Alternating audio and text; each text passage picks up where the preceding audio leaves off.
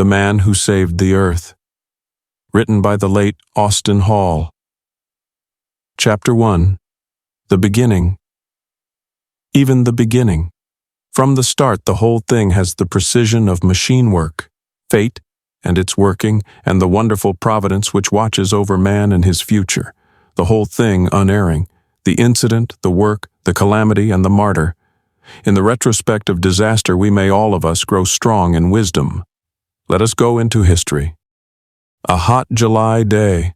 A sun of scant pity and a staggering street, panting thousands dragging along hatless, fans and parasols, the sultry vengeance of a real day of summer, a day of bursting tires, hot pavements and wrecked endeavor, heartaches for the seashore, for leafy bowers beside rippling water, a day of broken hopes and listless ambition. Perhaps fate chose the day because of its heat and because of its natural benefit on fecundity. We have no way of knowing. But we do know this: the date, the time, the meeting, the boy with the burning glass and the old doctor.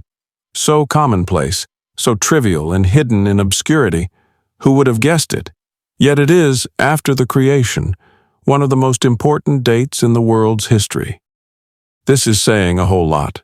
Let us go into it and see what it amounts to. Let us trace the thing out in history, weigh it up and balance it with sequence. Of Charley Huyck, we know nothing up to this day. It is a thing which for some reason he has always kept hidden. Recent investigation as to his previous life and antecedents have availed us nothing. Perhaps he could have told us, but as he has gone down as the world's great martyr, there is no hope of gaining from his lips what we would so like to know. After all, it does not matter. We have the day, the incident and its purport and its climax of sequence to the day of the great disaster. Also, we have the blasted mountains and the lake of blue water which will ever live with his memory. His greatness is not of warfare nor personal ambition, but of all mankind. The wreaths that we bestow upon him have no doubtful color. The man who saved the earth. From such a beginning, Charley Huyck, lean and frail of body, with even then the wistfulness of the idealist and the eyes of a poet. Charley Huyck, the boy crossing the hot pavement with his pack of papers, the much-treasured piece of glass in his pocket, and the sun which only he should master burning down upon him. A moment out of the ages, the turning of a straw destined to outbalance all the previous accumulation of man's history. The sun was hot and burning, and the child, he could not have been more than 10, cast a glance over his shoulder. It was in the way of calculation. In the heyday of childhood, he was not dragged down by the heat and weather. He had the enthusiasm of his half-score of years and the joy of the plaything. We will not presume to call it the spirit of the scientist, though it was, perhaps, the spark of latent investigation that was destined to lead so far. A moment picked out of destiny. A boy and a plaything. Uncounted millions of boys have played with glass and the sun rays. Who cannot remember the little round burning dot in the palm of the hand and the subsequent exclamation? Charley Huyck had found a new toy. It was a simple thing and as old as glass. Fate will ever be so in her working. And the doctor, why should he have been waiting? If it was not destiny, it was at least an accumulation of moment. In the heavy eyeglasses, the square, close-cut beard, and his uncompromising, fact-seeking expression, those who knew Dr. Robold are strong in the affirmation that he was the antithesis of all emotion. He was the sternest product of science, unbending, hardened by experiment, and caustic in his condemnation of the frailness of human nature. It had been his one function to topple over the castles of the foolish. With his hard-seeing wisdom, he had spotted sophistry where we thought it not. Even into the castles of science he had gone like a juggernaut. It is hard to have one's theories derided, yea, even for a scientist, and to be called a fool. Dr. Robold knew no middle language. He was not relished by science. His memory, as we have it, is that of an eccentric. A man of slight compassion, abrupt of manner, and with no tact in speaking. Genius is often so. It is a strange fact that many of the greatest of men have been denied by their follows. A great man and laughter. He was not accepted. None of us know today what it cost Dr. Robold. He was not the man to tell us. Perhaps Charley Huyck might, but his lips are sealed forever. We only know that he retired to the mountain, and of the subsequent flood of benefits that rained upon mankind. And we still denied him, the great cynic on the mountain. Of the secrets of the place we know little. He was not the man to accept the investigator. He despised the curious. He had been laughed at, let be. He would work alone on the great moment of the future. In the light of the past, we may well bend knee to the doctor and his protege, Charley Huyck. Two men and destiny. What would we be without them? One shudders to think. A little thing, and yet one of the greatest moments in the world's history. It must have been fate. Why was it that this stern man who hated all emotion should so have unbended at this moment? That we cannot answer, but we can conjecture.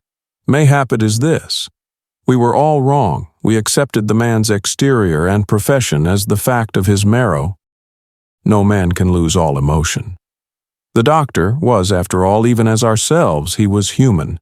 Whatever may be said, we have the certainty of that moment, and of Charley Huyck. The sun's rays were hot, they were burning. The pavements were intolerable.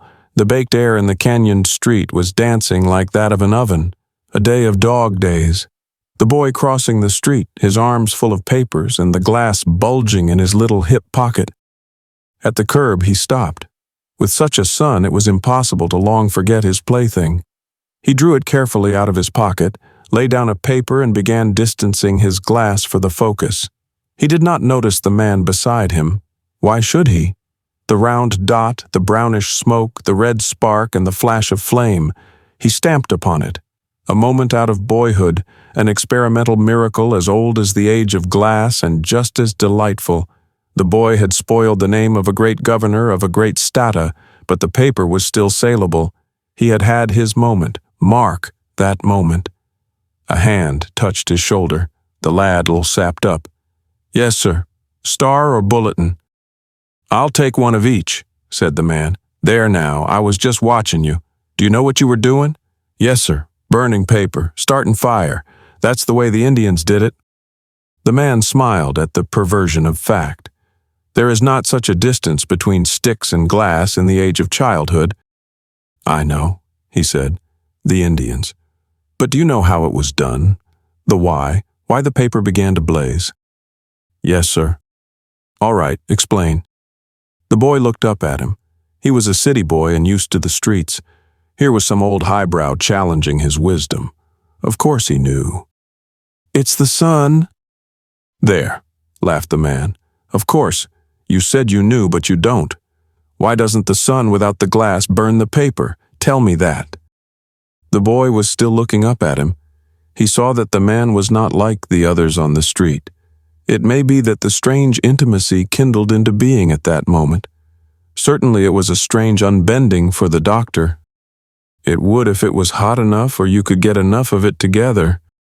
"Ah, then tea-bad is what the glass is for, is it?"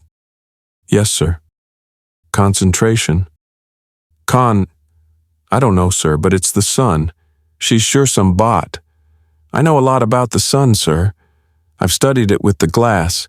The glass picks up all the rays and puts them in one hole, and that's what burns the paper. It's lots of fun. I'd like to have a bigger one, but it's all I've got. Why, do you know, if I had a glass big enough and a place to stand, I'd burn up the earth?" The old man laughed. "Why, Archimedes, I thought you were dead." "My name ain't Archimedes, it's Charley Huyck." Again the old man laughed. "Oh, is it? Well, that's a good name too, and if you keep on you'll make it famous as the name of the other." Wherein he was foretelling history. "Where do you live?" The boy was still looking. Ordinarily he would not have told, but he motioned back with his thumb. "I don't live. I room over on Brennan Street." "Oh, I see. You room. Where's your mother?" "Search me. I never saw her." "I see. And your father?" "How do I know? He went floating when I was 4 years old." "Floating?" "Yes, sir, to sea." "So your mother's gone and your father's floating. Archimedes is adrift. You go to school?" "Yes, sir." "What reader?" No reader. 6th grade. I see. What school? School 26. Say, it's hot. I can't stand here all day. I've got to sell my papers. The man pulled out a purse. I'll take the lot, he said, then kindly, my boy, I would like to have you go with me. It was a strange moment, a little thing with the fates looking on. When destiny plays, she picks strange moments. This was one. Charley Huyck went with Dr. Robold. Chapter 2. The Poison Pall. We all of us remember that fatal day when the news startled all of Oakland. No one can forget it. At first it read like a newspaper hoax, in spite of the oft-proclaimed veracity of the press, and we were inclined to laughter.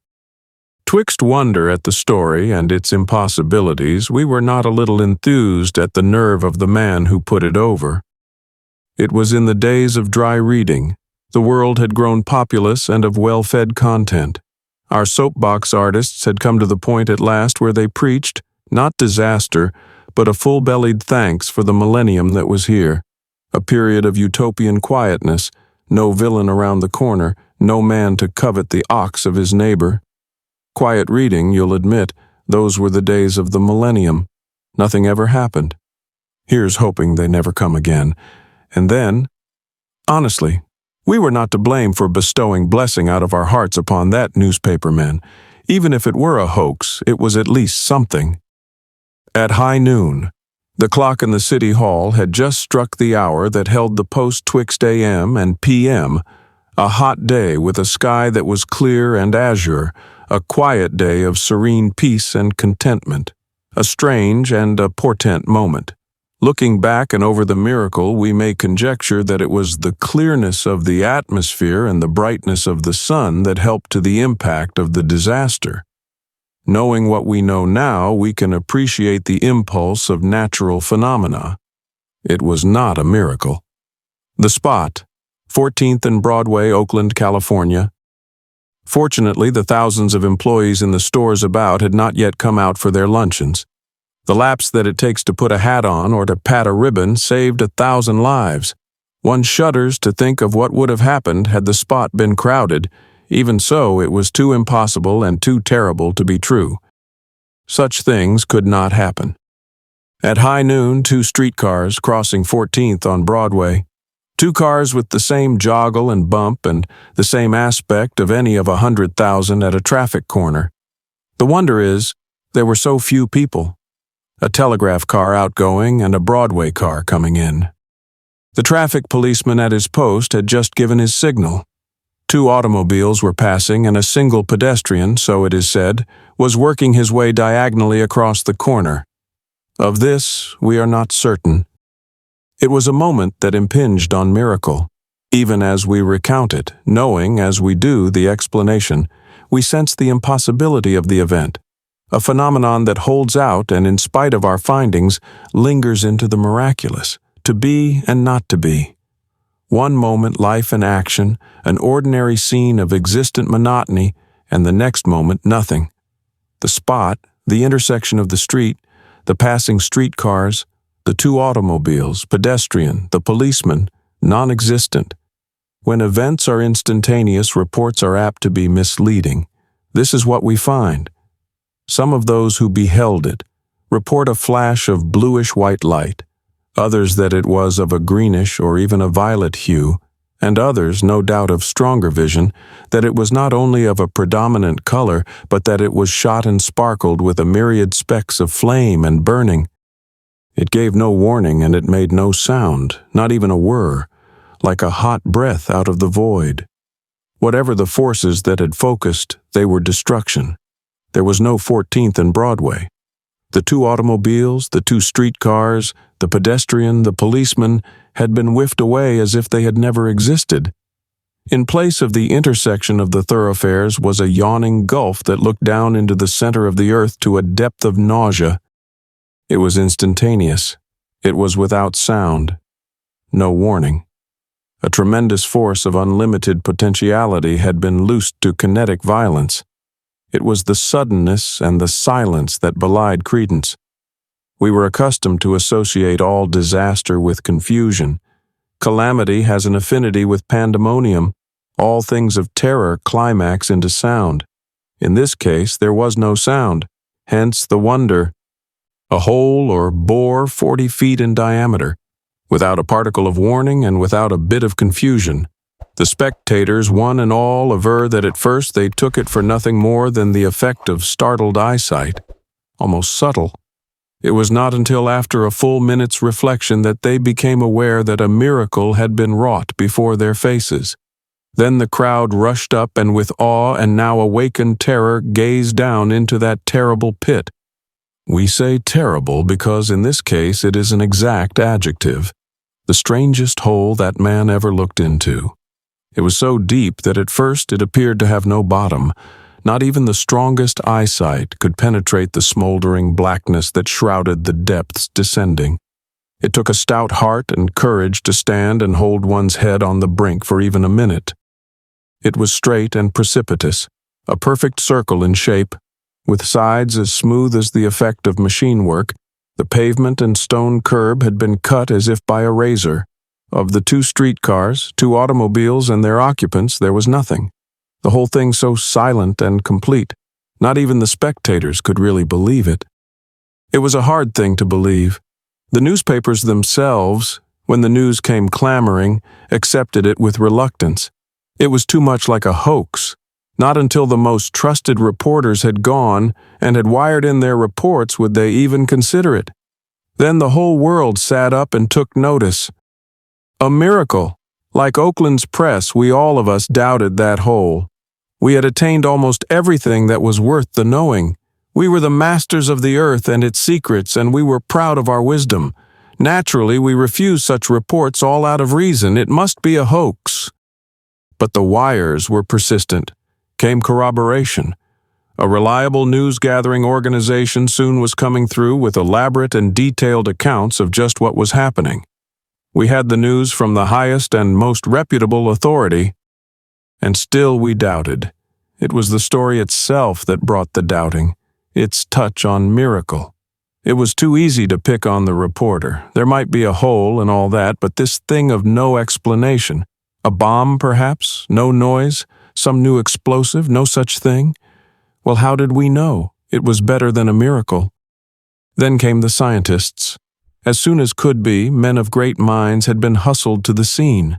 The world had long been accustomed to accept without quibble the dictum of these great specialists of fact. With their train of accomplishments behind them, we would hardly be consistent were we to doubt them. We know the scientist and his habits. He is the one man who will believe nothing until it is proved. It is his profession, and for that we pay him. He can catch the smallest bug that ever crawled out of an atom and give it a name so long that a Polish wrestler, if he had to bear it, would break under the burden. It is his very knack of getting in under that has given us our civilization. You don't baffle a scientist in our utopia. It can't be done. Which is one of the very reasons why we began to believe in the miracle. In a few moments, a crowd of many thousands had gathered about the spot. The throng grew so dense that there was peril of some of them being crowded into the pit at the center. It took all the spare policemen of the city to beat them back far enough to string ropes from the corners. For blocks, the streets were packed with wondering thousands. Street traffic was impossible. It was necessary to divert the cars to a roundabout route to keep the arteries open to the suburbs. Wild rumors spread over the city. No one knew how many passengers had been upon the streetcars. The officials of the company from the schedule could pick the numbers of the cars and their crews, but who could tell of the occupants? Telephones rang with tearful pleadings. When the first rumors of the horror leaked out, every wife and mother felt the clutch of panic at her heartstrings. It was a moment of historical psychology. Out of our books we had read of this strange phase of human nature that was wont to rise like a mad, screeching thing out of disaster. We had never had it in utopia. It was rumbling at first and out of exaggeration. As the tale passed farther back to the waiting thousands, it gained with the repetition. Grim and terrible enough, in fact, it ratioed up with reiteration. Perhaps after all it was not psychology. The average impulse of the human mind does not even up so exactly. In the light of what we now know, it may have been the poison that had leaked into the air, the new element that was permeating the atmosphere of the city. At first it was spasmodic. The nearest witnesses of the disaster were the first victims. A strange malady began to spot out among those of the crowd who had been at the spot of contact. This is to be noticed. A strange affliction which, from the virulence and rapidity of action, was quite puzzling to the doctors. Those among the physicians who would consent to statement gave it out that it was breaking down of tissue, which of course it was, the new element that was radiating through the atmosphere of the city. They did not know it then. The pity of it. The subtle, odorless pall was silently shrouding out over the city. In a short time the hospitals were full, and it was necessary to call in medical aid from San Francisco. They had not even time for diagnosis. The new plague was fatal almost at conception. Happily, the scientists made the discovery. It was the pall. At the end of 3 hours, it was known that the death sheet was spreading out over Oakland. We may thank our stars that it was learned so early. Had the real warning come a few hours later, the death list would have been appalling. A new element had been discovered, or if not a new element, at least something which was tipping over all the laws of the atmospheric envelope, a new combination that was fatal. When the news and the warning went out, panic fell upon the bay shore. But some men stuck. In the face of such terror there were those who stayed, and with grimness and sacrifice hung to their posts for mankind. There are some who had said that the stuff of heroes had passed away. Let them then consider the case of John Robinson. Robinson was a telegraph operator. Until that day he was a poor unknown, not a whit better than his fellows. Now he has a name that will run in history. In the face of what he knew, he remained under the blanket. The last words out of Oakland. His last message. Whole city of Oakland in grip of strange madness. Keep out of Oakland. Following which came a haphazard personal commentary. I can feel it coming on myself. It is like what our ancestors must have felt when they were getting drunk, alternating desires of fight and singing, a strange sensation, light and ecstatic with a spasmodic twitching over the forehead. Terribly thirsty. Will stick it out if I can get enough water. Never so dry in my life. Followed a lapse of silence. Then the last words. I guess we're done for. There is some poison in the atmosphere, something. It has leaked, of course, out of this thing at 14th and Broadway. Dr. Manson of the American Institute says it is something new that is forming a fatal combination, but he cannot understand a new element. The quantity is too enormous. Populace has been warned out of the city. All roads are packed with refugees. The Berkeley Hills are covered as with flies, north, east, and south, and on the boats to Frisco. The poison, whatever it is advancing in a ring from 14th and Broadway. You have got to pass it to these old boys of science. They are staying with that ring. Already they have calculated the rate of its advance and have given warning. They don't know what it is, but they have figured just how fast it is moving. They have saved the city. I am one of the few men now inside the wave. Out of curiosity, I have stuck. I have a jug, and as long as it lasts, I shall stay. Strange feeling. Dry, dry, dry, as if the juice of one's life cells was turning into dust. Water evaporating almost instantly. It cannot pass through glass. Whatever the poison, it has an affinity for moisture. Do not understand it. I have had enough. That was all. After that, there was no more news out of Oakland. It is the only word that we have out of the pall itself. It was short and disconnected and a bit slangy, but for all that a basis from which to conjecture. It is a strange and glorious thing how some men will stick to the post of danger. This operator knew that it meant death, but he held with duty. Had he been a man of scientific training, his information might have been of incalculable value. However, may God bless his heroic soul. What we know is thirst. The word that came from the experts confirmed it. Some new element of force was stealing or sapping the humidity out of the atmosphere. Whether this was combining and entering into a poison could not be determined. Chemists worked frantically at the outposts of the advancing ring. In 4 hours it had covered the city. In 6 it had reached San Leandro and was advancing on toward Haywards. It was a strange story and incredible from the beginning. No wonder the world doubted. Such a thing had never happened. We had accepted the law of judging the future by the past, by deduction. We were used to sequence and to law, to the laws of nature.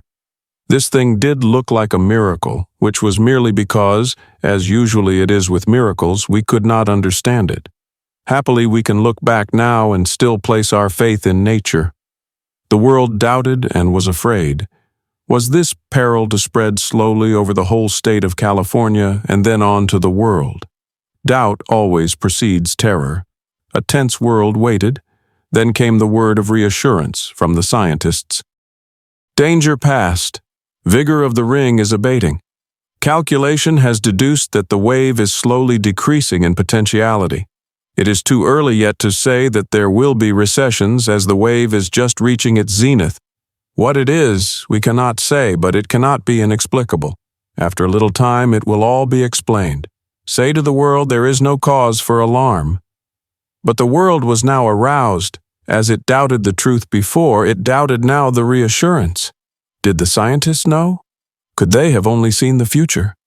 We know now that they did not. There was but one man in all the world great enough to foresee disaster. That man was Charley Huyck. Chapter 3. The Mountain That Was. On the same day on which all this happened, a young man, Pizzozzi by name and of Italian parentage, left the little town of Ione in Amador County, California, with a small truckload of salt. He was one of the cattlemen whose headquarters or home farms are clustered about the foothills of the Sierras. In the wet season, they stay with their homeland in the valley. In the summer, they penetrate into the mountains. Pizzozzi had driven in from the mountains the night before after salt. He had been on the road since midnight. 2,000 salt-hungry cattle do not allow time for gossip. With the thrift of his race, Joe had loaded up his truck and, after a running snatch at breakfast, was headed back into the mountains. When the news out of Oakland was thrilling around the world, he was far into the Sierras. The summer quarters of Pizzozzi were close to Mount Hecla, whose looming shoulders rose square in the center of the pasture of the three brothers. It was not a noted mountain, that is until this day, and had no reason for a name other than that it was a peak outstanding from the range, like 1,000 others, rugged, pine-clad, coated with deer brush, red soil, and mountain misery. It was the deer brush that gave it value to the Pizzozzis, a succulent feed richer than alfalfa. In the early summer they would come up with bony cattle. When they returned in the fall, they went out driving beefsteaks. But inland cattle must have more than forage. Salt is the tincture that makes them healthy. It was far past the time of the regular salting. Pizzozzi was in a hurry. It was 9 o'clock when he passed through the mining town of Jackson, and by 12 o'clock, the minute of the disaster, he was well beyond the last little hamlet that linked up with civilization. It was 4 o'clock when he drew up at the little pine-sheltered cabin that was his headquarters for the summer. He had been on the road since midnight. He was tired. The long, weary hours of driving, the grades, the unvaried stress, though the deep red dust, the heat, the stretch of a night and day had worn both mind and muscle. It had been his turn to go after salt. Now that he was here, he could lie in for a bit of rest while his brothers did the salting. It was a peaceful spot. This cabin of the Pizzozzis, nestled among the virgin shade trees, great tall feathery sugar pines with a mountain live oak spreading over the dooryard. To the east, the rising heights of the Sierras, misty gray-green, undulating into the distance to the pink-white snow crests of Little Alpine. Below in the canyon, the waters of the Mocolumna. To the west, the heavy dark masses of Mount Hecla, deep verdant in the cool of coming evening. Joe drew up under the shade of the live oak. The air was full of cool, sweet scent of the afternoon.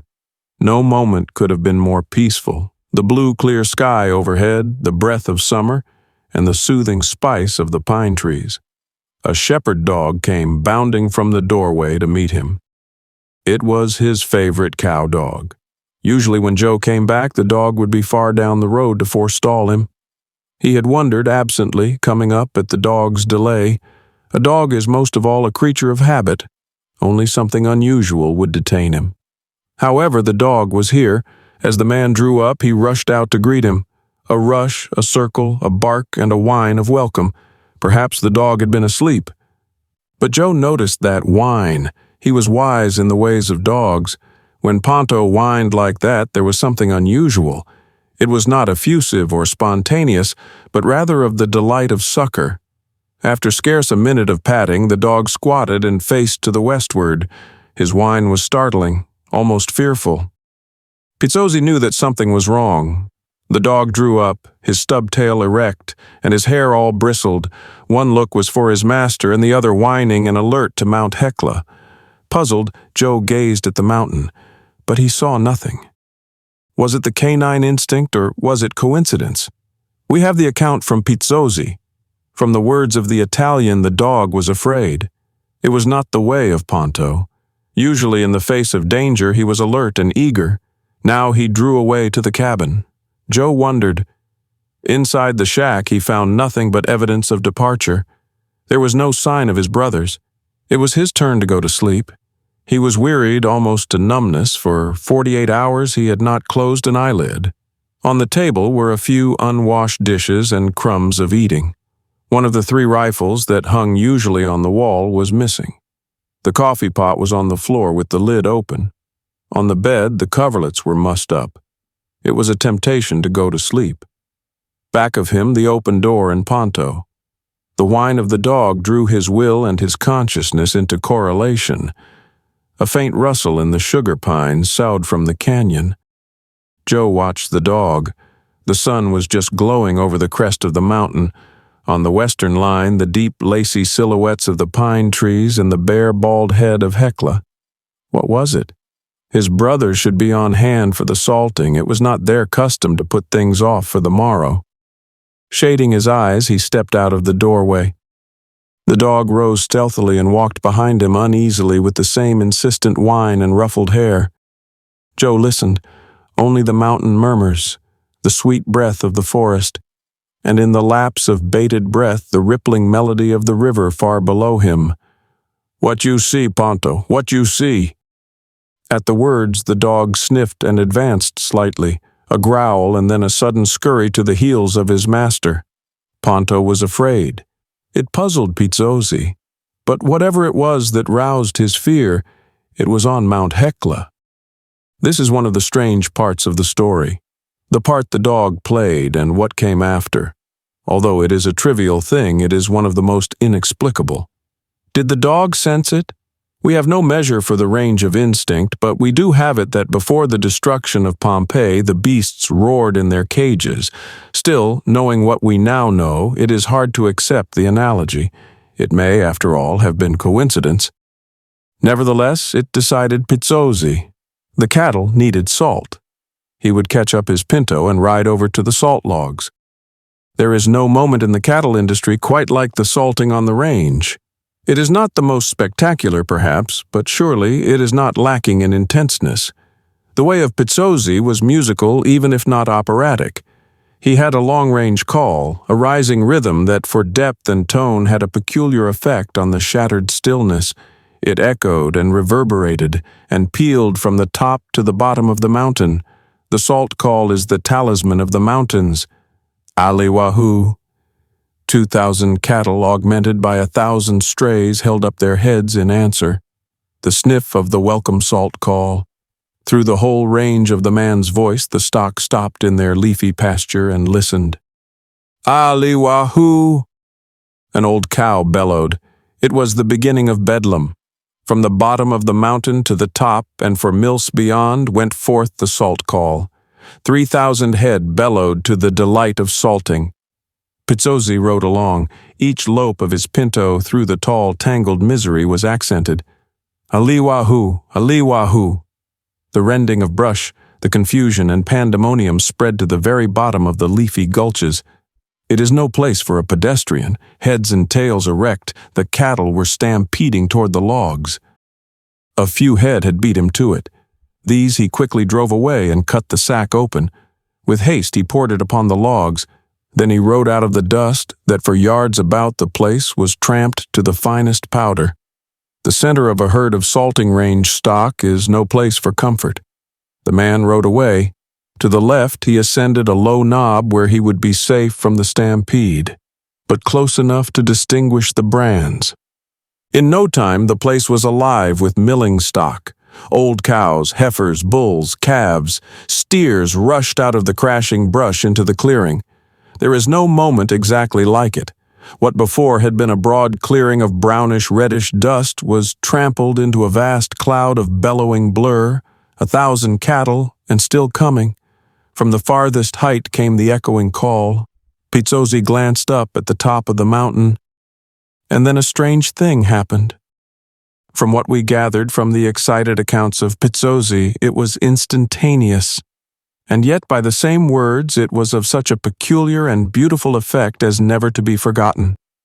A bluish azure shot, though, with a myriad flecks of crimson, a peculiar vividness of opalescence, the whole world scintillating, the sky, the air, the mountain, a vast flame of color so wide and so intense that there seemed not a thing beside it, and instantaneous.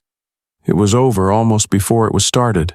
No noise or warning and no subsequent detonation, as silent as winking and much indeed like the queer blur of color induced by defective vision, all in the fraction of a second. Pizzozzi had been gazing at the mountain. There was no mountain. Neither were there cattle. Where before had been the shade of the towering peak was now the rays of the western sun. Where had been the blur of the milling herd and its deafening pandemonium was now a strange silence. The transparency of the air was unbroken into the distance. Far off lay a peaceful range in the sunset. There was no mountain, neither were there cattle. For a moment the man had enough to do with his plunging Mustang. In the blur of the subsequent second, Pizzozzi remembers nothing but a convulsion of fighting horseflesh bucking, twisting, plunging, the gentle Pinto suddenly maddened into a demon. It required all the skill of the cowman to retain his saddle. He did not know that he was riding on the rim of eternity. In his mind was the dim, subconscious realization of a thing that had happened. In spite of all his efforts, the horse fought backward. It was some moments before he conquered. Then he looked. It was a slow, hesitant moment. One cannot account for what he will do in the open face of a miracle. What the Italian beheld was enough for terror. The sheer immensity of the thing was too much for thinking. At the first sight, his simplex mind went numb from sheer impotence, his terror to a degree frozen. The whole of Mount Hecla had been shorn away. In the place of its darkened shadow, the sinking sun was blinking in his face, the whole western sky all golden. There was no vestige of the flat salt clearing at the base of the mountain. Of the 2,000 cattle milling in the dust, not a one remained. The man crossed himself in stupor. Mechanically, he put the spurs to the Pinto. But the Mustang would not. Another struggle with bucking, fighting, maddened horseflesh. The cowman must needs bring in all the skill of his training, but by the time he had conquered, his mind had settled within some scope of comprehension. The pony had good reasons for his terror. This time, though the man's mind reeled, it did not go dumb at the clash of immensity. Not only had the whole mountain been torn away, but its roots as well. The whole thing was upside down, the world torn to its entrails. In place of what had been the height was a gulf so deep that its depths were blackness. He was standing on the brink. He was a cool man, was Pizzozzi, but it was hard in the confusion of such a miracle to think clearly, much less to reason. The prancing Mustang was snorting with terror. The man glanced down. The very dizziness of the gulf, sheer, losing itself into shadows and chaos, overpowered him. His mind, now clear enough for perception, reeled at the distance. The depth was nauseating. His whole body succumbed to a sudden qualm of weakness, the sickness that comes just before falling. He went limp in the saddle. But the horse fought backward. Warned by instinct, it drew back from the sheer banks of the gulf. It had no reason but its nature. At the instant it sensed the snapping of the iron will of its master. In a moment it had turned and was racing on its wild way out of the mountains. At supreme moments a cattle horse will always hit for home. The Pinto and its limp rider were fleeing on the road to Jackson. Pizzozzi had no knowledge of what had occurred in Oakland. To him the whole thing had been but a flash of miracle. He could not reason. He did not curb his horse. That he was still in the saddle was due more to the near instinct of his training than to his volition. He did not even draw up at the cabin. That he could make better time with his motor than with his Pinto did not occur to him. His mind was far too busy, and now that the thing was past, too full of terror. It was 44 miles to town. It was night and the stars were shining when he rode into Jackson. Chapter 4. Man, a great little bug. And what of Charley Huyck? It was his anticipation and his training which leaves us here to tell the story. Were it not for the strange manner of his rearing and the keen faith and appreciation of Dr. Robold, there would be today no tale to tell. The little incident of the burning glass had grown. If there is no such thing as fate, there is at least something that comes very close to being destiny. On this night we find Charley at the observatory in Arizona. He is a grown man and a great one, and though mature, not so very far drawn from the lad we met on the street selling papers. Tall, slender, very slightly stooped, and with the same idealistic, dreaming eyes of the poet. Surely no one at first glance would have taken him for a scientist, which he was and was not. Indeed, there is something vastly different about the science of Charley Huyck. Science, to be sure, but not prosaic. He was the first and perhaps the last of the school of Dr. Robold, a peculiar combination of poetry and fact, a man of vision, of vast far-seeing faith and idealism linked and based on the coldest and sternest truths of materialism. A peculiar tenet of the theory of Robold. True science to be itself should be half poetry, which any of us who have read or been at school know it is not. It is a peculiar theory, and though rather wild still, with some points in favor.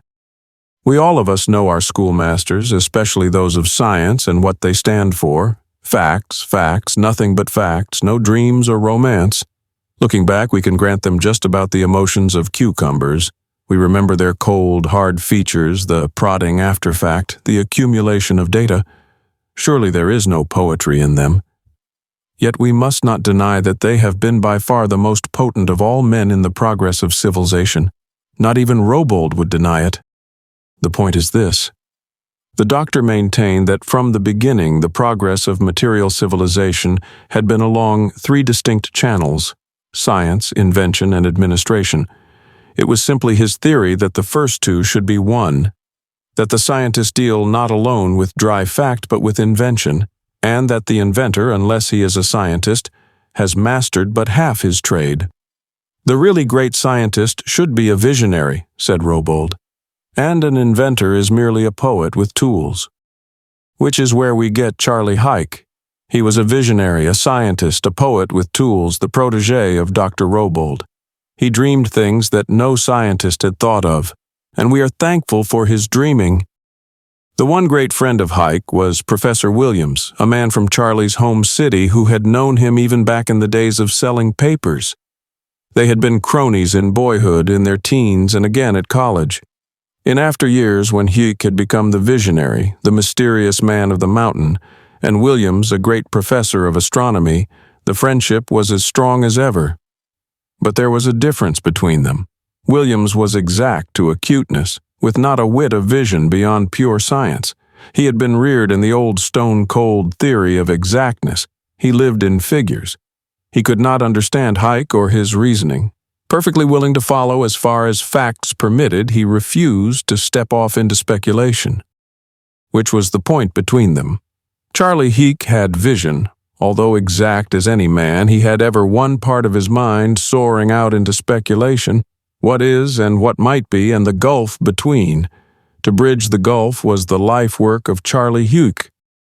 In the snug little office in Arizona we find them, Charley with his feet poised on the desk, and Williams precise and punctilious, true to his training, defending the exactness of his philosophy. It was the cool of the evening.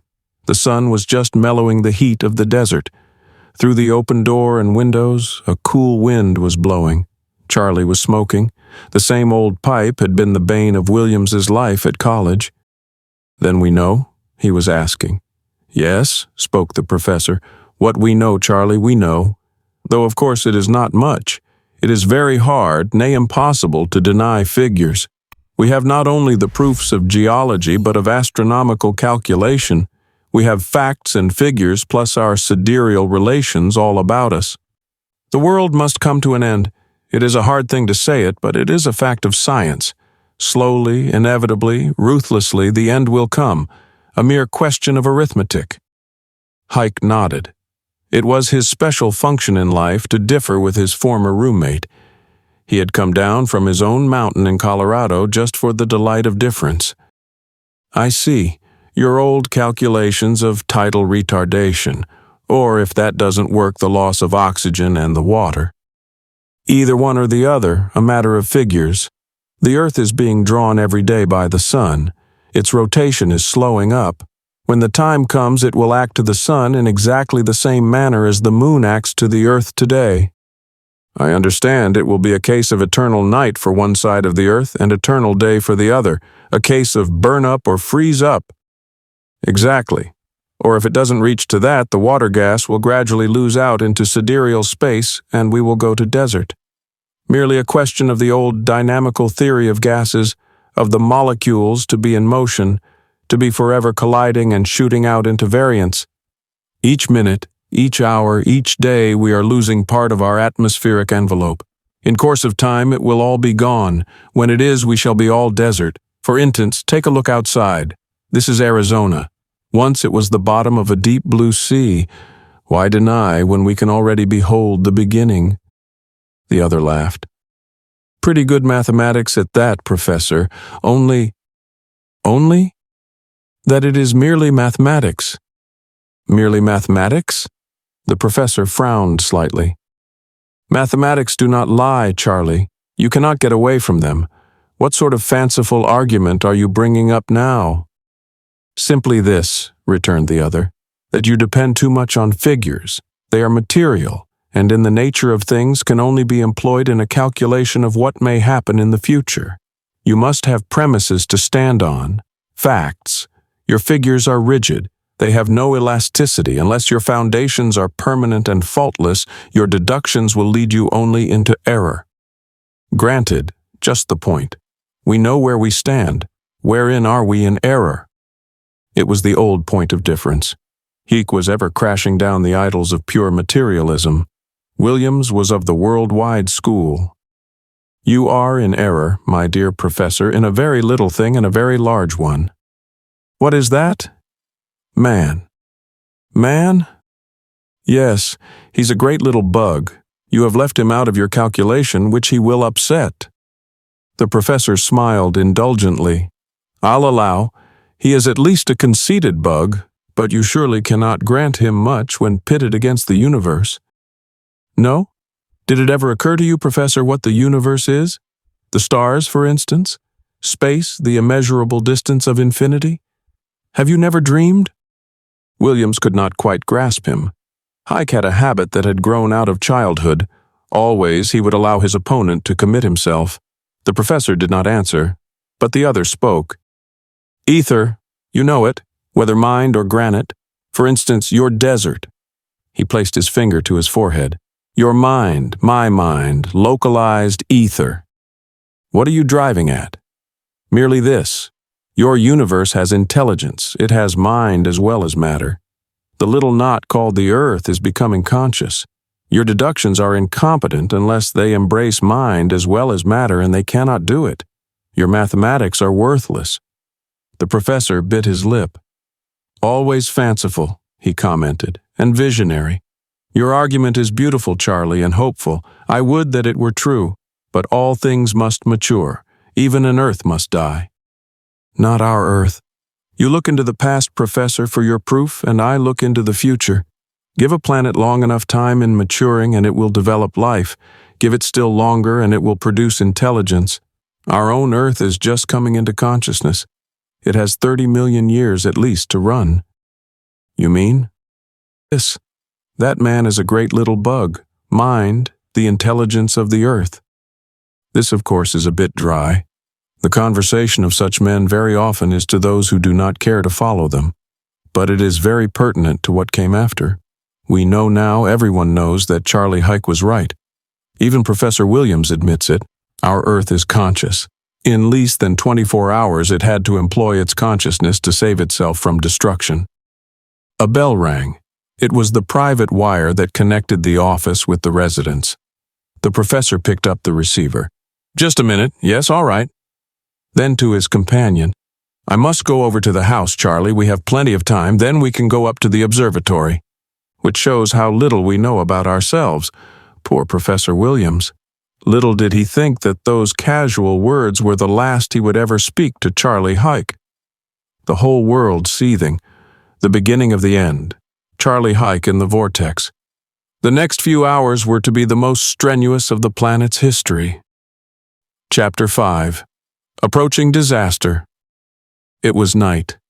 The stars which had just been coming out were spotted by millions over the sleeping desert. One of the nights that are peculiar to the country, which we all of us know so well, if not from experience, at least from hearsay. Mellow, soft, sprinkled like salted fire, twinkling, each little light a message out of infinity. Cosmic grandeur, mind, chaos, eternity, a night for dreaming. Whoever had chosen the spot in the desert had picked full well. Charley had spoken of consciousness. On that night when he gazed up at the stars, he was its personification. Surely a good spirit was watching over the earth. A cool wind was blowing. On its breath floated the murmurs from the village. Laughter, the song of children, the purring of motors and the startled barking of a dog, the confused drone of man and his civilization. From the eminence, the observatory looked down upon the town in the sheen of light, spotting like jewels in the dim glow of the desert. To the east, the mellow moon just tipping over the mountain. Charley stepped to the window. He could see it all. The subtle beauty that was so akin to poetry, the stretch of desert, the mountains, the light in the eastern sky, the dull level shadow that marked the plain to the northward. To the west, the mountains looming black to the star line. A beautiful night, sweetened with the breath of desert and tuned to its slumber. Across the lawn he watched the professor descending the pathway under the acacias. An automobile was coming up the driveway. As it drove up under the arcs, he noticed its powerful lines and its driver. One of those splendid pleasure cars that have returned to favor during the last decade. The soft purr of its motor, the great heavy tires and its coating of dust. There is a lure about a great car coming in from the desert. The car stopped, Charley noted. Doubtless someone for Williams. If it were, he would go into the observatory alone. In the strict sense of the word, Huyck was not an astronomer. He had not made it his profession. But for all that, he knew things about the stars that the more exact professors had not dreamed of. Charley was a dreamer. He had a code all his own and a manner of reasoning. Between him and the stars lay a secret. He had not divulged it, or if he had, it was in such an open way that it was laughed at. It was not cold enough in calculation, or, even if so, was too far from their deduction. Huyck had imagination. His universe was alive and potent. It had intelligence. Matter could not live without it. Man was its manifestation, just come to consciousness. The universe teemed with intelligence. Charley looked at the stars. He crossed the office, passed through the reception room and thence to the stairs that led to the observatory. In the time that would lapse before the coming of his friend, he would have ample time for observation. Somehow he felt that there was time for discovery. He had come down to Arizona to employ the lens of his friend the astronomer. The instrument that he had erected on his own mountain in Colorado had not given him the full satisfaction that he expected. Here in Arizona, in the dry, clear air which had hitherto given such splendid results, he hoped to find what he was after. But little did he expect to discover the terrible thing he did. It is one of the strangest parts of the story that he should be here at the very moment when fate and the world's safety would have had him. For years, he and Dr. Robold had been at work on their visionary projects. They were both dreamers. While others had scoffed, they had silently been at their great work on kinetics. The boy and the burning glass had grown under the tutelage of Dr. Robold. The time was about at hand when he could outrival the saying of Archimedes. Though the world knew it not, Charley Huyck had arrived at the point where he could literally burn up the earth. But he was not sinister. Though he had the power, he had, of course, not the slightest intention. He was a dreamer, and it was part of his dream that man break his thraldom to the earth and reach out into the universe. It was a great conception, and were it not for the terrible event which took his life, we have no doubt but that he would have succeeded. It was 10:30 when he mounted the steps and seated himself. He glanced at his watch. He had a good 10 minutes. He had computed before just the time for the observation.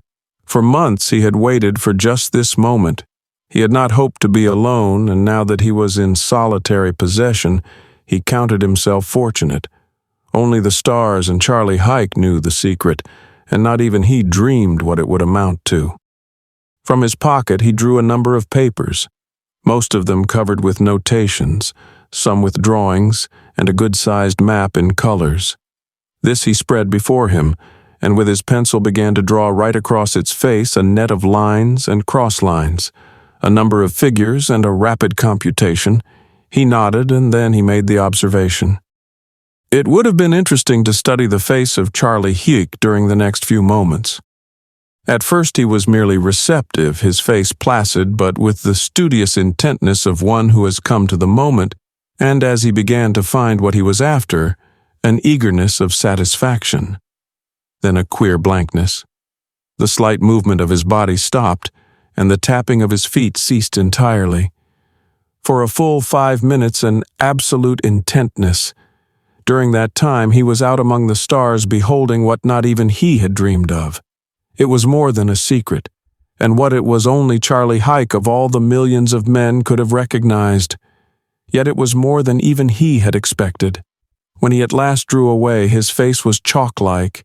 Great drops of sweat stood on his forehead, and the terrible truth in his eyes made him look 10 years older. My God! For a moment, indecision and strange impotence. The truth he had beheld numbed action. From his lips the mumbled words, "This world, my world, our great and splendid mankind." A sentence that was despair and a benediction. Then mechanically he turned back to confirm his observation. This time, knowing what he would see, he was not so horrified. His mind was cleared by the plain fact of what he was beholding. When at last he drew away, his face was settled. He was a man who thought quickly, thank the stars for that. And once he thought, quick to spring to action. There was a peril poising over the earth. If it were to be voided, there was not a second to lose in weighing up the possibilities. He had been dreaming all his life. He had never thought that the climax was to be the very opposite of what he hoped for. In his undermind, he prayed for Dr. Robold, dead and gone forever. Were he only here to help him? He seized a piece of paper. Over its white face he ran a mass of computations. He worked like lightning, his fingers plying and his mind keyed to the pinpoint of genius. Not one thing did he overlook in his calculation. If the earth had a chance, he would find it.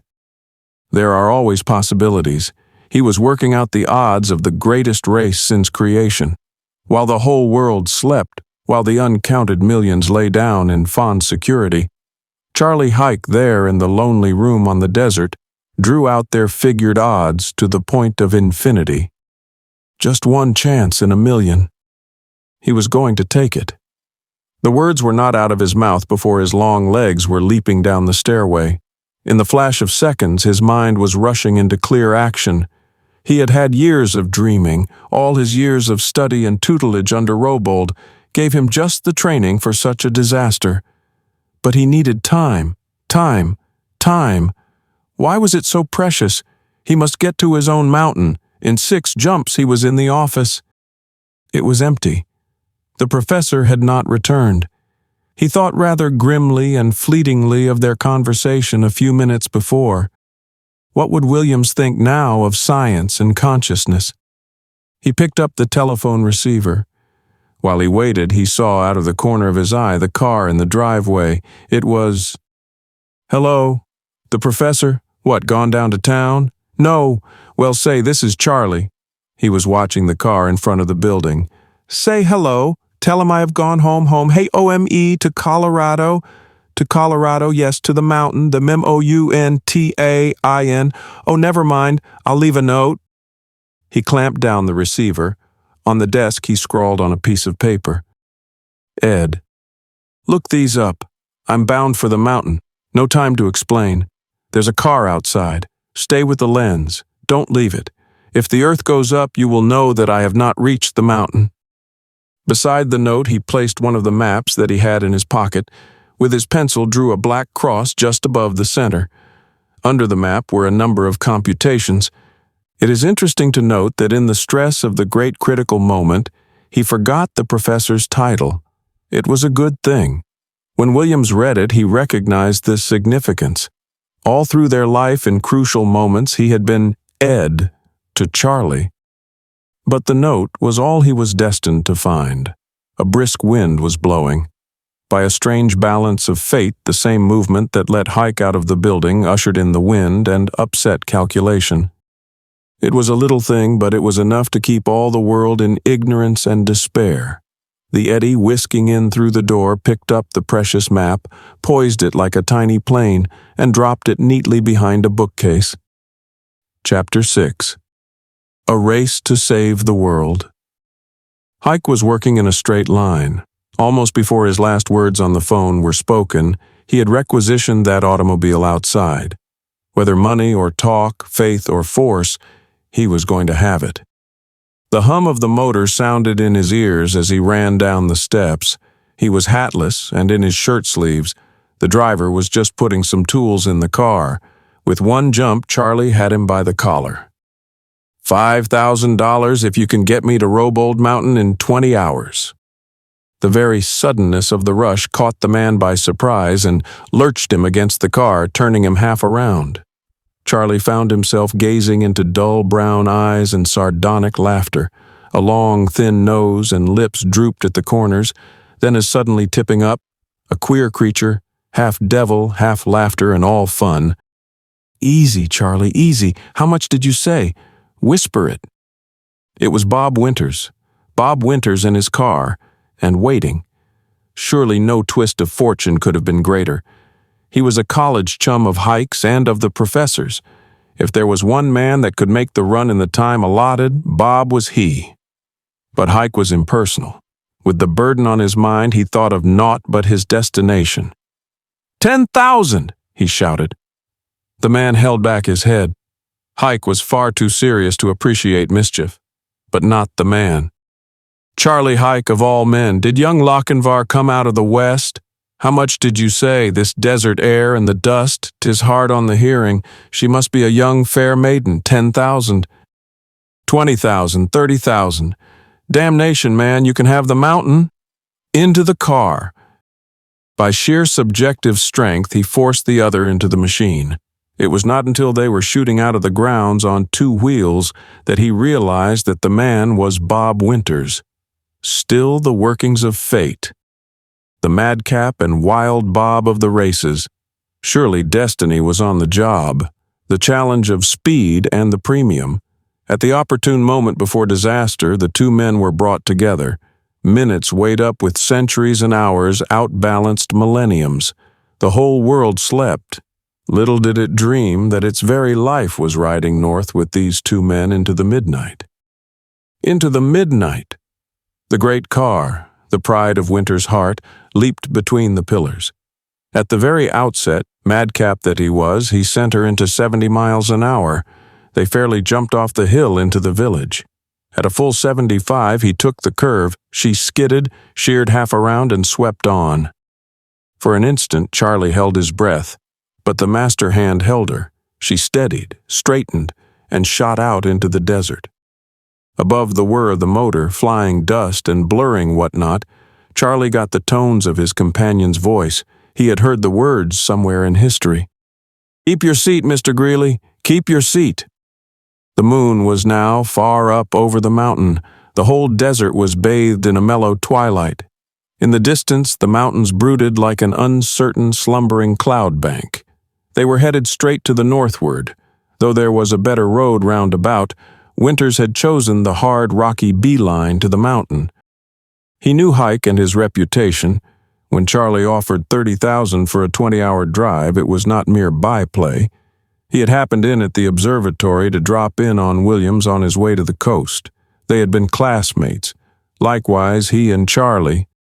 When the excited man out of the observatory had seized him by the collar, Winters merely had laughed. He was the Speed King. The three boys who had gone to school were now playing with the destiny of the earth. But only Huyck knew it. Winters wondered. Through miles and miles of fleeting sagebrush, cacti, and sand and desolation, he rolled over the problem. Steady as a rock, slightly stooped, grim and as certain as steel, he held to the north. Charley Huyck by his side, hatless, coatless, his hair dancing to the wind, all impatience. Why was it? Surely a man, even for death, would have time to get his hat. The whole thing spelled speed to Bob Winters. Perhaps it was the infusion of spirit or the intensity of his companion, but the thrill ran into his vitals. $30,000 for a stake like that, what was the balance? He had been called Wild Bob for his daring. Some had called him insane. On this night his insanity was enchantment. It was wild. The lee of the giant roadster, a whirring shower of gravel. Into the darkness, into the night, the car fought over the distance. The terrific momentum and the friction of the air fought in their faces. Huyck's face was unprotected. In no time his lips were cracked, and long before they had crossed the level, his whole face was bleeding. But he heeded it not. He only knew that they were moving, that slowly, minute by minute, they were cutting down the odds that bore disaster. In his mind a maze of figures, the terrible sight he had seen in the telescope and the thing impending. Why had he kept his secret? Over and again he impeached himself and Dr. Robold. It had come to this. The whole world sleeping and only himself to save it. Oh, for a few minutes, for one short moment. Would he get it? At last they reached the mountains. A rough, rocky road and but little traveled. Happily, Winters had made it once before and knew it. He took it with every bit of speed they could stand, but even at that it was diminished to a minimum. For hours they fought over grades and gulches, dry washouts and boulders. It was dawn and the sky was growing pink when they rode down again upon the level. It was here that they ran across their first trouble, and it was here that Winters began to realize vaguely what a race they might be running. The particular level which they had entered was an elbow of the desert, projecting into the mountains just below a massive, newly constructed dam. The reservoir had but lately been filled, and all was being put in readiness for the dedication. An immense sheet of water extending far back into the mountains, it was intended before long to transform the desert into a garden.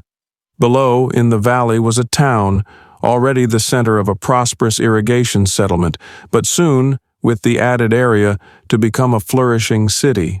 The elbow where they struck it was perhaps 20 miles across. Their northward path would take them just outside the tip, where the foothills of the opposite mountain chain melted into the desert. Without ado, Winters put on all speed and plunged across the sands. And then, it was much like winking, but for all that something far more impressive.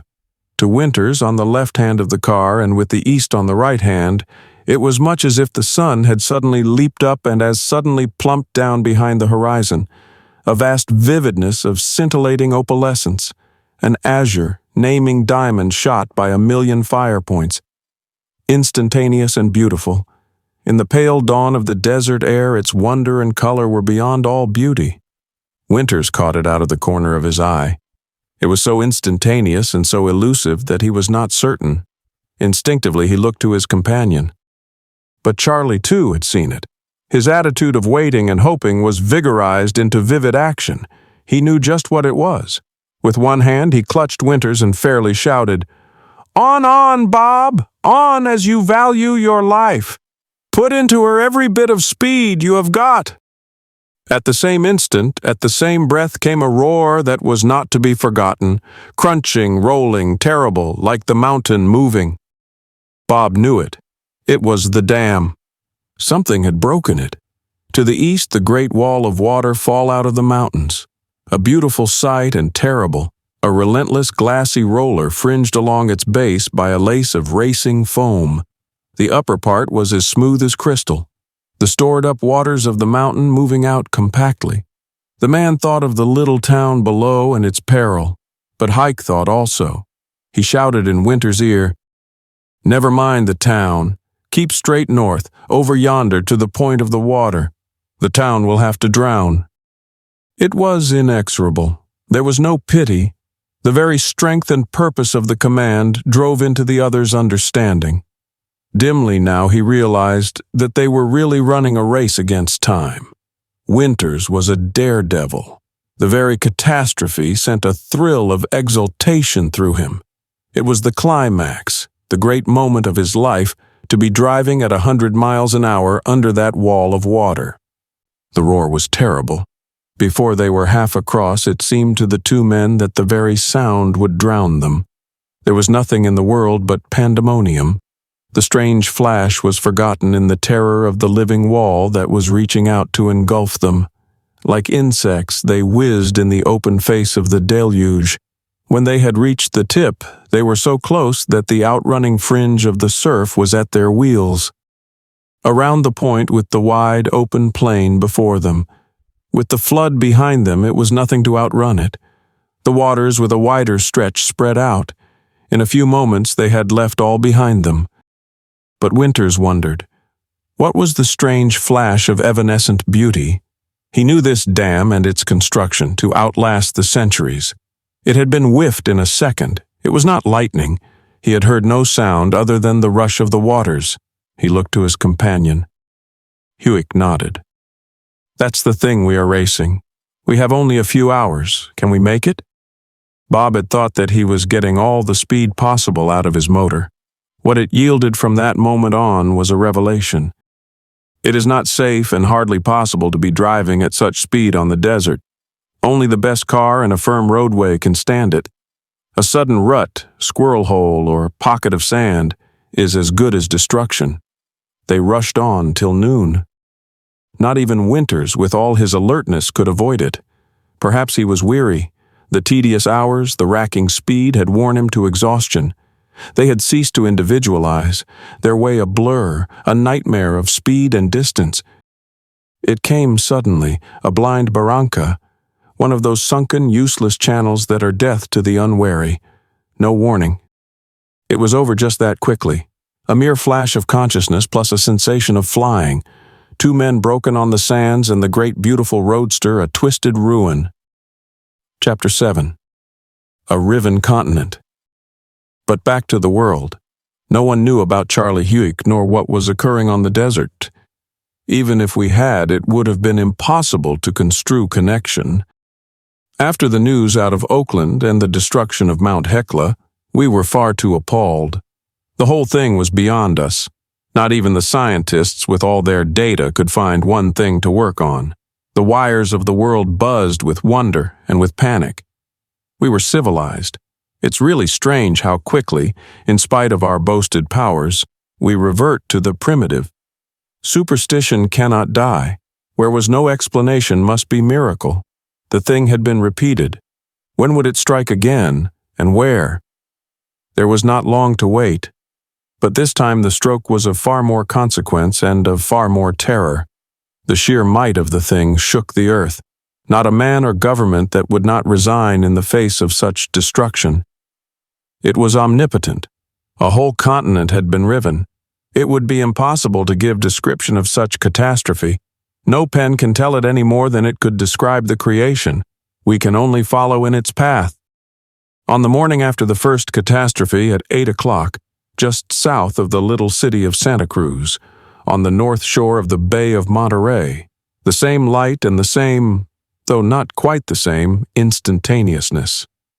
Those who beheld it report a vast ball of azure blue and opalescent fire and motion, a strange sensation of vitalized vibration, of personified living force, in shape like a marble, as round as a full moon in its glory, but of infinitely more beauty.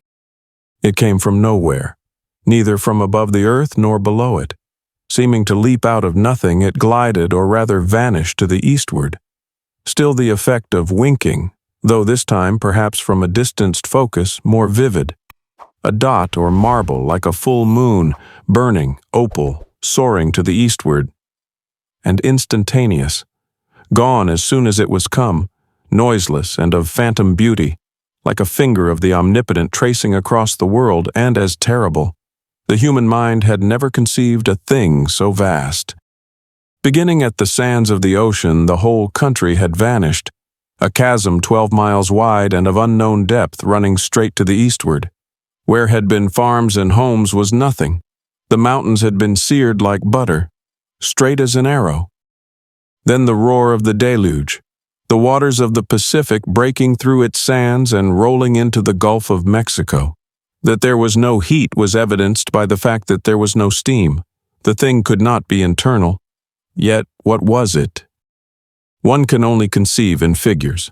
From the shores of Santa Cruz to the Atlantic, a few seconds, then out into the Eastern Ocean, straight out into the Sea of the Sargasso, a great gulf riven straight across the face of North America. The path seemed to follow the sun. It bore to the eastward with a slight southern deviation. The mountains it cut like cheese.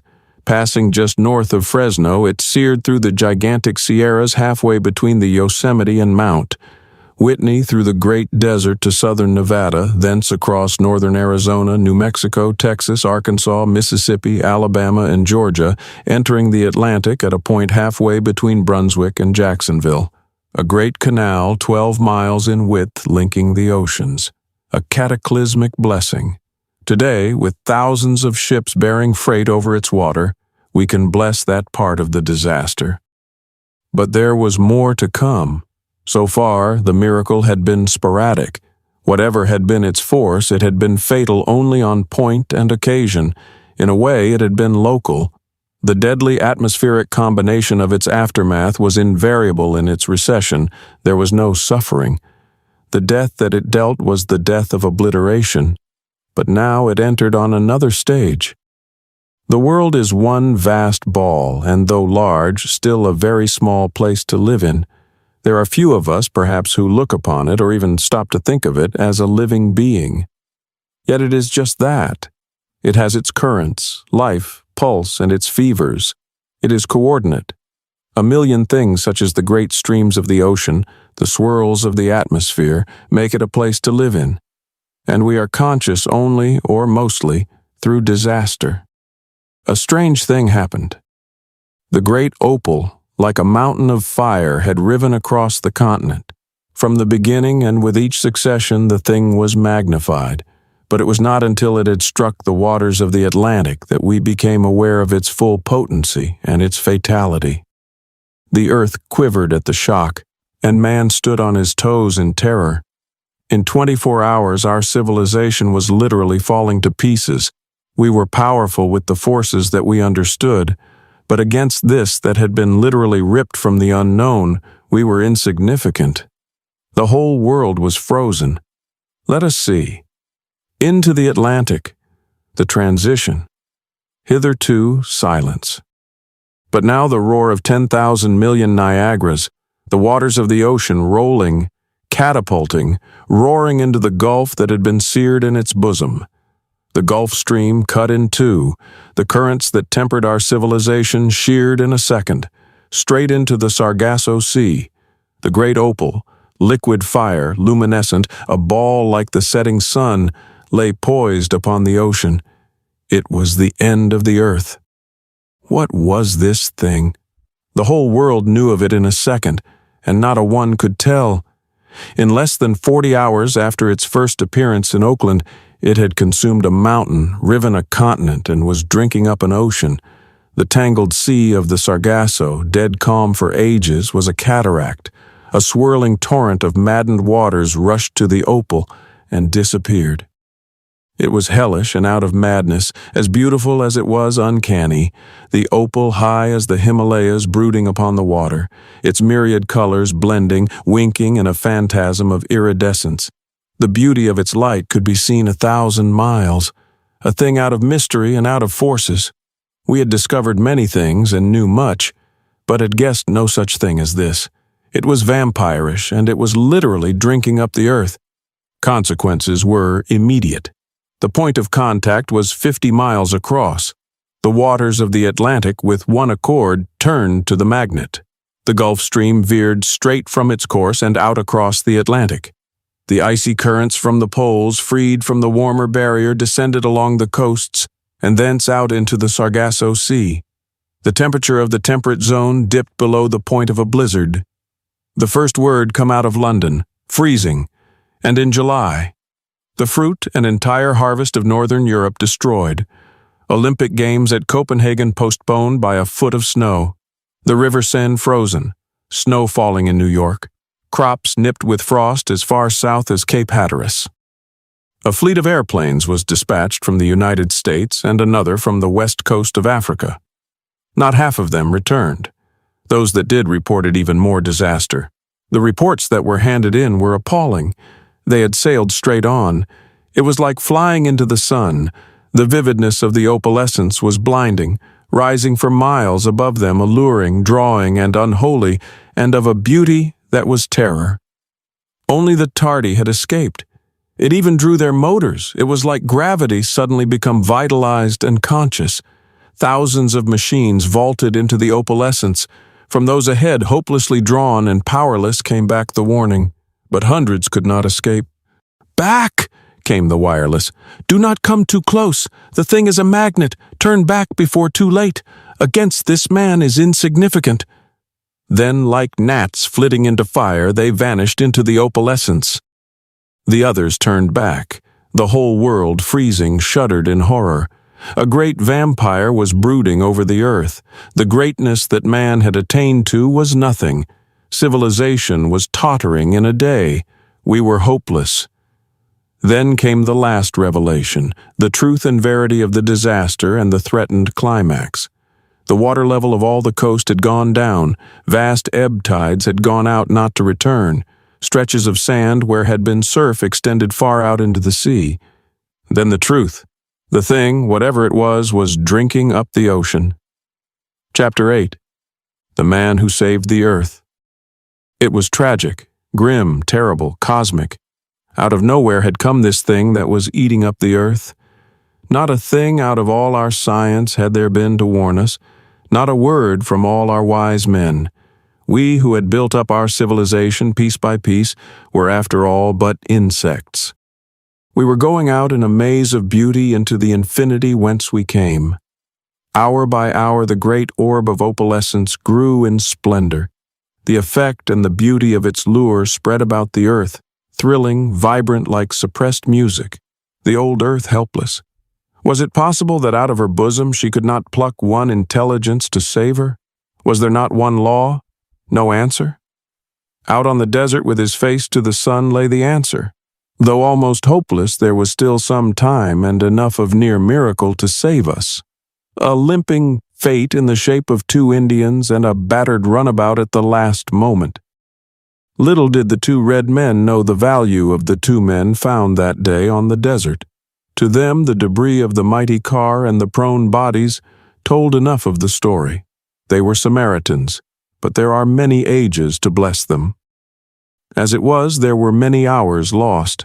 Without this loss, there would have been thousands spared and an almost immeasurable amount of disaster. But we have still to be thankful. Charley Huyck was still living. He had been stunned, battered, bruised, and unconscious, but he had not been injured vitally. There was still enough left of him to drag himself to the old runabout and call for Winters. His companion, as it happened, was in even better shape than himself and waiting. We do not know how they talked the red men out of their relic, whether by coaxing, by threat, or by force. Straight north. Two men battered, worn, bruised, but steadfast, bearing in that limping old motor car the destiny of the Earth. Fate was still on the job, but badly crippled. They had lost many precious hours. Winters had forfeited his right to the 30,000. He did not care. He understood vaguely that there was a stake over and above all money. Huyck said nothing. He was too maimed and too much below willpower to think of speaking. What had occurred during the many hours of their unconsciousness was unknown to them. It was not until they came sheer upon the gulf that had been riven straight across the continent that the awful truth dawned on them. To Winters it was terrible. The mere glimpse of that blackened chasm was terror. It was bottomless, so deep that its depths were cloudy. The misty haze of its uncertain shadows was akin to chaos. He understood vaguely that it was related to that terrible thing they had beheld in the morning. It was not the power of man. Some force had been loosened which was ripping the earth to its vitals. Across the terror of the chasm he made out the dim outlines of the opposite wall, a full 12 miles across. For a moment the sight overcame even Huyck himself. Full well he knew, but knowing as he did, the full fact of the miracle was even more than he expected. His long years under Robold, his scientific imagination had given him comprehension. Not puny steam nor weird electricity, but force, kinetics, out of the universe. He knew, but knowing as he did, he was overcome by the horror. Such a thing turned loose upon the earth. He had lost many hours. He had but a few hours remaining. The thought gave him sudden energy. He seized Winters by the arm. "To the first town, Bob! To the first town! An aerodrome!" There was speed in that motor for all its decades. Winters turned about and shot out in a lateral course parallel to the great chasm. But for all his speed, he could not keep back his question. "In the name of heaven, Charley, what did it? What is it?" came the answer, and it drove the lust of all speed through Winters. "Bob," said Charley, "it is the end of the world, if we don't make it. But a few hours left. We must have an airplane. I must make the mountain." It was enough for Wild Bob. He settled down. It was only an old runabout, but he could get speed out of a wheelbarrow. He had never driven a race like this. Just once did he speak. The words were characteristic. "A world's record, Charley, and we're going to win. Just watch us." And they did. There was no time lost in the change. The mere fact of Huyck's name, his appearance, and the manner of his arrival was enough. For the last hours, messages had been pouring in at every post in the Rocky Mountains for Charley Huyck. After the failure of all others, many thousands had thought of him.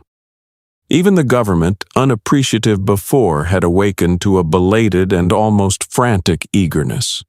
Orders were out that everything, no matter what, was to be at his disposal.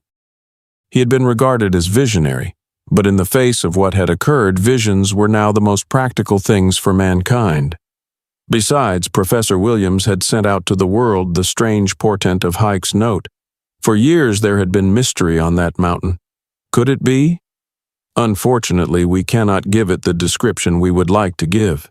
Few men outside of the regular employees have ever been to the mountain of Robold. From the very first, owing perhaps to the great forces stored and the danger of carelessness, strangers and visitors had been barred. Then, too, the secrecy of Dr. Robold and the respect of his successor. But we do know that the burning glass had grown into the mountain. Bob Winters and the aviator are the only ones to tell us. The employees, one and all, chose to remain. The cataclysm that followed destroyed the work of Huyck and Robold, but not until it had served the greatest deed that ever came out of the minds of men. And had it not been for Huyck's insistence, we would not have even the account that we are giving. It was he who insisted, nay, begged, that his companions return while there was yet a chance. Full well he knew. Out of the universe, out of space, he had coaxed the forces that would burn up the earth, the great ball of luminous opalescence and the diminishing ocean. There was but one answer. Through the imaginative genius of Robold and Huyck, fate had worked up to the moment. The lad and the burning glass had grown to Archimedes. "What happened?" The plane neared the mountain of Robold, the great bald summit and the 4 enormous globes of crystal. At least we so assume. We have Winter's word and that of the aviator that they were of the appearance of glass. Perhaps they were not, but we can assume it for description. So enormous that were they set upon a plane they would have overtopped the highest building ever constructed, though on the height of the mountain and in its contrast, they were not much more than golf balls. It was not their size, but their effect that was startling. They were alive. At least that is what we have from Winters. Living, luminous, burning, twisting within with 1,000 blending iridescent beautiful colors. Not like electricity, but something infinitely more powerful. Great mysterious magnets that Huyck had charged out of chaos, glowing with the softest light. The whole mountain brightened as in a dream, and the town of Robold at its base lit up with a beauty that was past beholding.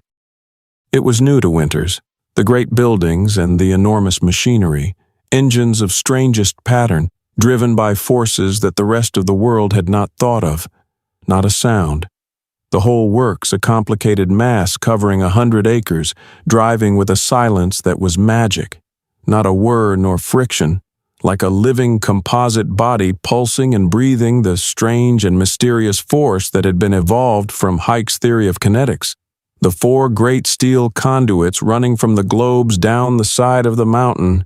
In the center, at a point midway between the globes, a massive steel needle hung on a pivot and pointed directly at the sun.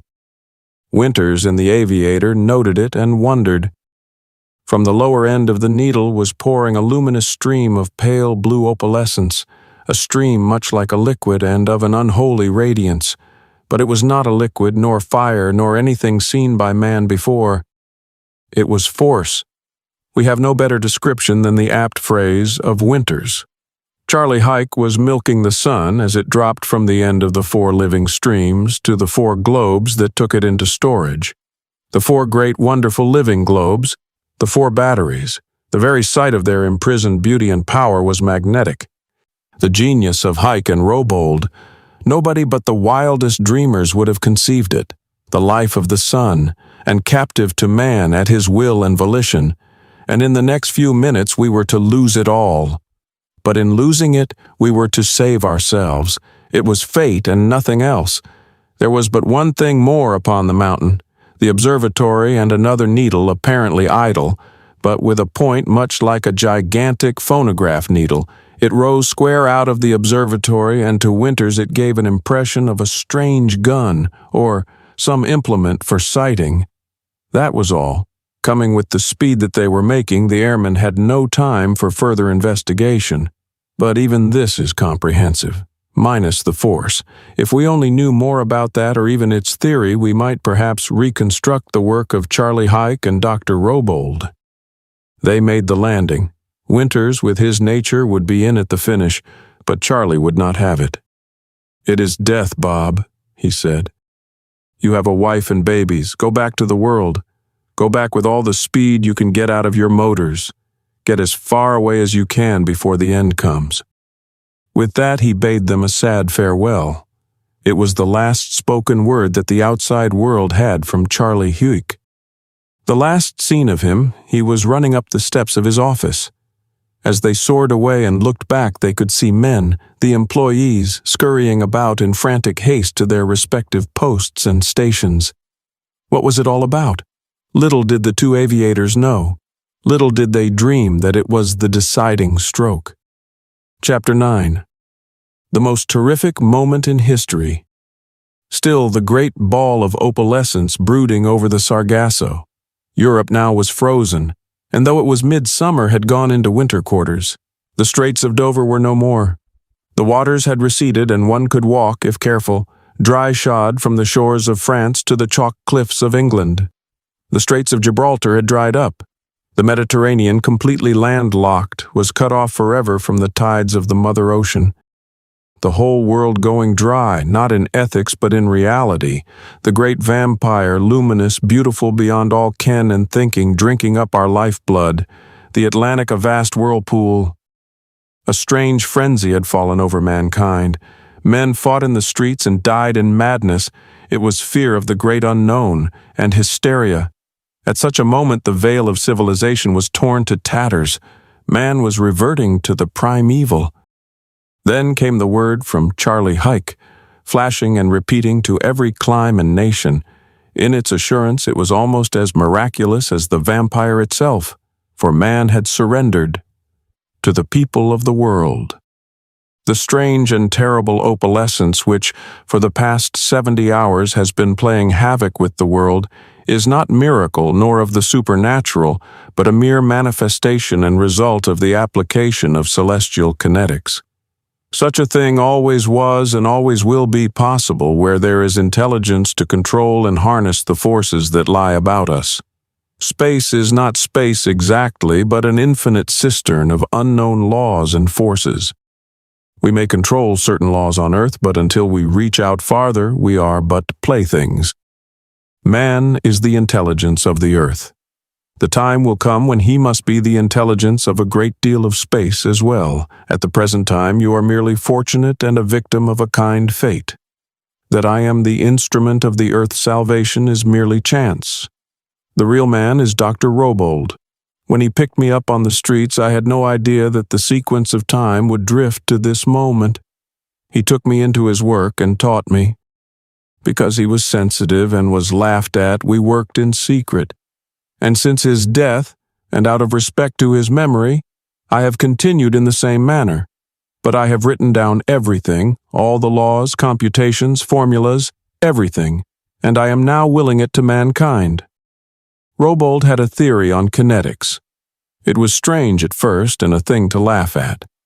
But he reduced it to laws as potent and as inexorable as the laws of gravitation.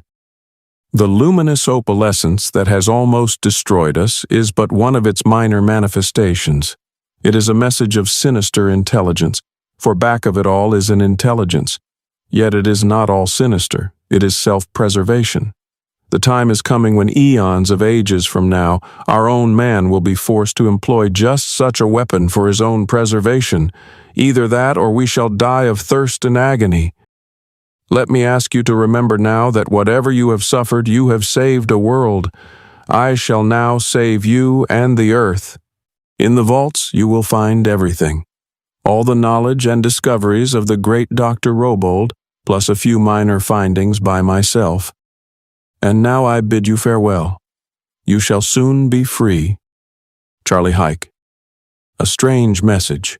Spoken over the wireless and flashed to every clime, it roused and revived the hope of mankind. Who was this Charley Huyck? Uncounted millions of men had never heard his name. There were but few, very few, who had. A message out of nowhere and a very dubious and doubtful explanation. Celestial kinetics, undoubtedly. But the words explained nothing. However, man was ready to accept anything so long as it saved him.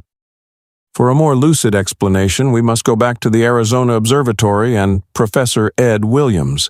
And a strange one it was, truly, a certain proof that consciousness is more potent, far more so than mere material. Also that many laws of our astronomers are very apt to be overturned in spite of their mathematics. Charley Huyck was right. You cannot measure intelligence with a yardstick. Mathematics do not lie, but when applied to consciousness, they are very likely to kick backward. That is precisely what had happened. The suddenness of Huyck's departure had puzzled Professor Williams, that and the note which he found upon the table. It was not like Charley to go off so in the stress of a moment. He had not even taken the time to get his hat and coat. Surely something was amiss. He read the note carefully and with a deal of wonder. Look these up. Keep by the lens. If the world goes up, you will know I have not reached the mountain. What did he mean? Besides, there was no data for him to work on. He did not know that an errant breeze had plumped the information behind the bookcase. Nevertheless, he went into the observatory and for the balance of the night stuck by the lens. Now there are uncounted millions of stars in the sky. Williams had nothing to go by. A needle in the haystack were an easy task compared with the one that he was allotted. The flaming mystery, whatever it was that Huyck had seen, was not caught by the professor, Still, he wondered, if the world goes up, you will know I have not reached the mountain. What was the meaning? But he was not worried. The professor loved Huyck as a visionary and smiled not a little at his delightful fancies. Doubtless this was one of them. It was not until the news came flashing out of Oakland that he began to take it seriously. Then followed the disappearance of Mount Hecla. If the world goes up, it began to look as if the words had meaning. There was a frantic professor during the next few days. When he was not with the lens, he was flashing out messages to the world for Charley Huyck. He did not know that Huyck was lying unconscious and almost dead upon the desert. That the world was coming to catastrophe he knew full well, but where was the man to save it? And most of all, what had his friend meant by the words, "Look these up"? Surely there must be some further information. Through the long, long hours he stayed with the lens and waited, and he found nothing. It was 3 days. Who will ever forget them? Surely not Professor Williams. He was sweating blood. The whole world was going to pieces without the trace of an explanation. All the mathematics, all the accumulations of the ages had availed for nothing. Charley Huyck held the secret. It was in the stars, and not an astronomer could find it. But with the 17th hour came the turn of fortune. The professor was passing through the office. The door was open, and the same fitful wind which had played the original prank was now just as fitfully performing restitution. Williams noticed a piece of paper protruding from the back of the bookcase and fluttering in the breeze. He picked it up. The first words that he saw were in the handwriting of Charley Huyck. He read, "In the last extremity, in the last phase when there is no longer any water on the earth, when even the oxygen of the atmospheric envelope has been reduced to a minimum, man, or whatever form of intelligence is then upon the earth, must go back to the laws which governed his forebears. Necessity must ever be the law of evolution. There will be no water upon the earth, but there will be an unlimited quantity elsewhere. By that time, for instance, the great planet Jupiter will be in just a convenient state for exploitation. Gaseous now it will be by that time in just about the stage when the steam and water are condensing into ocean. Eons of millions of years away in the days of dire necessity. By that time, the intelligence and consciousness of the earth will have grown equal to the task. It is a thing to laugh at, perhaps, just at present. But when we consider the ratio of man's advance in the last 100 years, what will it be in 1,000,000,000? Not all the laws of the universe have been discovered by any means. At present we know nothing. Who can tell? Aye, who can tell? Perhaps we ourselves have in store the fate we would mete out to another. We have a very dangerous neighbor close beside us. Mars is in dire straits for water, and we know there is life on Mars and intelligence. The very fact on its face proclaims it. The oceans have dried up. The only way they have of holding life is by bringing their water from the polar snow caps. Their canals pronounce an advanced state of cooperative intelligence. There is life upon Mars and in an advanced stage of evolution. But how far advanced? It is a small planet and consequently eons of ages in advance of the Earth's evolution.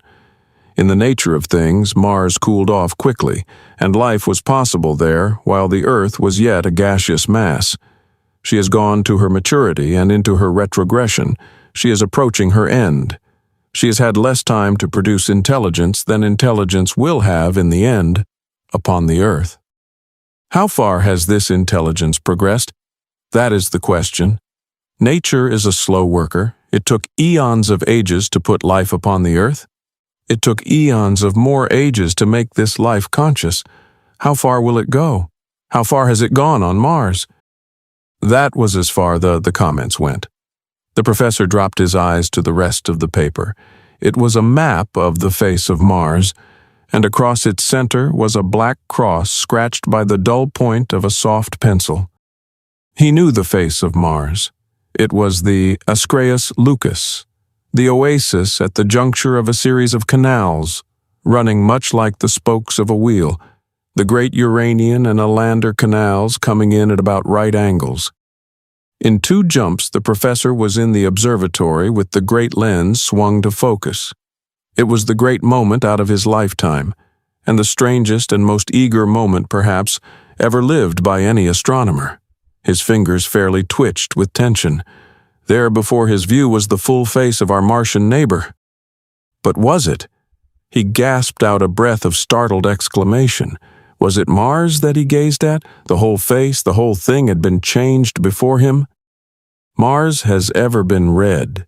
Viewed through the telescope, it has had the most beautiful tinge imaginable, red ochre, the weird tinge of the desert in sunset, the color of enchantment and of hell. For it is so. We know that for ages and ages the planet has been burning up, that life was possible only in the dry sea bottoms and under irrigation. The rest, where the continents once were, was blazing desert.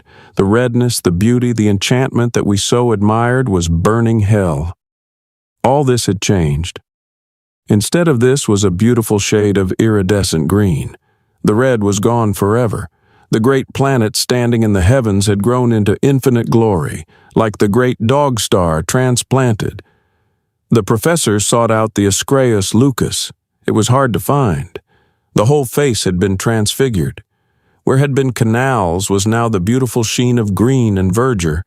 He realized what he was beholding and what he had never dreamed of seeing. The seas of Mars filled up. With the stolen oceans, our grim neighbor had come back to youth. But how had it been done? It was horror for our world. The great luminescent ball of opalescence, Europe frozen and New York a mass of ice. It was the Earth's destruction. How long could the thing keep up? And whence did it come? What was it? He sought for the Ascraeus Lucas, and he beheld a strange sight. At the very spot where should have been the juncture of the canals, he caught what at first looked like a pinpoint flame, a strange twinkling light with flitting glow of opalescence. He watched it, and he wondered. It seemed to the professor to grow, and he noticed that the green about it was of different color. It was winking like a great force and much as if alive, baneful. It was what Charley Huyck had seen. The professor thought of Charley.